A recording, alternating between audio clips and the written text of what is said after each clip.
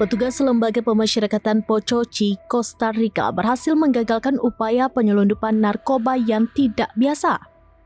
Seorang petugas menara pengawas melihat seekor kucing memanjat pagar kawat berduri dengan 2 paket mencurigakan yang direkatkan di punggungnya. Setelah ditangkap, petugas menemukan sekitar 236 gram ganja dan 68 gram heroin serta beberapa lembar kertas yang diduga digunakan untuk membungkus narkoba.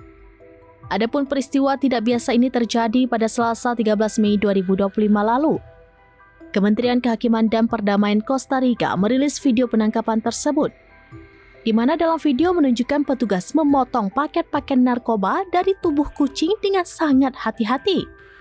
Kucing tersebut kemudian diserahkan ke Layanan Kesehatan Hewan Nasional untuk evaluasi kesehatannya.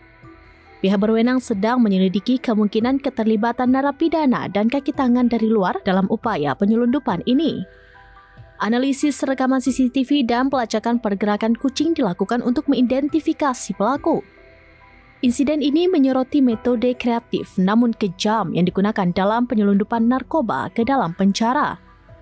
Sejak 2015, Costa Rica telah mencatat beberapa kasus serupa yang melibatkan hewan seperti kucing, anjing, dan burung merpati sebagai kurir narkoba.